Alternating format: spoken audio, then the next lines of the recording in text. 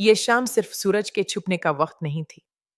جنگل کا دل اس وقت اپنے سب سے گہرے رنگ دکھاتا تھا، مگر آج کی روشنی آہستہ آہستہ مرجھا رہی تھی، جیسے دن نے الوداع کہنے سے پہلے کوئی قدیم اور خطرناک راز چھپا لیا ہو۔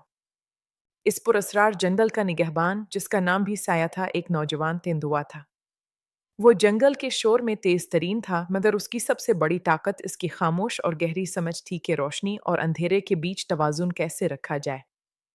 آج اندھیرا وقت سے پہلے آ گیا تھا، روشنی جیسے کسی نے چرا لی ہو، اور اس اندھیرے کے ساتھ ہی جنگل کی ہر آواز، ہر امید خاموش ہو گئی۔ ایک غیر فطری دبیس تاریکی تیزی سے پھیل رہی تھی۔ زمین کے نیچے کے بزرگ بوڑھے چھچھوندر نے کانپتی آواز میں سایہ سے کہا، جب جنگل کی روشنی جو اسے زندگی دیتی ہے خود ہی بجھ جائے، جب سائے بھی سائے کو نگلنے لگے، تو سمجھ لو جنگل کی بقا داؤ پر ہے۔ سایہ جانتا تھا کہ اندھیرے میں اس کی مہارت سب سے زیادہ ہے۔ وہ خوفزدہ نہیں ہوا۔ اس نے فیصلہ کیا، اگر روشنی جا رہی ہے تو وہ اس اندھیرے کے دل میں اتر کر اس کی وجہ تلاش کرے گا۔ وہ جنگل کے گہرے حصوں کی طرف بڑھا، جہاں اندھیرا خود کو چھپاتا ہے۔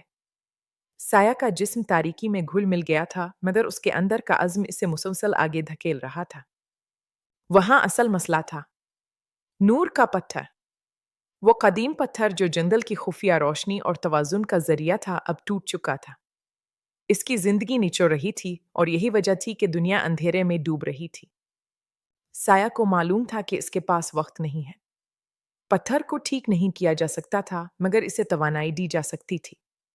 ایک لمحے کو اس نے خوف محسوس کیا کہ اگر وہ ناکام ہوا تو سب کچھ بجھ جائے گا۔ سایہ نے اپنی اندرونی طاقت اور بقا کی توانائی کا ایک حصہ پتھر کو منتقل کر دیا۔ ایک بڑی قربانی، کیونکہ اس نے جان لیا تھا کہ کبھی کبھی بچانے کے لیے آپ کو اپنا کچھ حصہ چھوڑنا پڑتا ہے۔ نور کا پتھر زندہ ہو گیا، روشنی واپس لوٹ آئی، مکمل نہیں مگر مضبوط اور مستحکم۔ اندھیرا اب صرف سائے کی شکل میں باقی تھا، نہ کہ حکمران کی شکل میں۔ جنگل نے ایک بار پھر گہرے اطمینان کا سانس لیا۔ یہ رات تاریک تھی، مگر اس میں اب بھی زندگی کی گواہی موجود تھی۔ بقا کی جنگ جیت لی گئی تھی۔ سایہ جان چکا تھا، اصل روشنی باہر کے پتھروں اور سورج میں نہیں ہوتی، یہ اندر ہوتی ہے۔ اور وہ اندر کی روشنی جب کسی مقصد کے لیے استعمال ہو تو وہ کبھی ختم نہیں ہوتی۔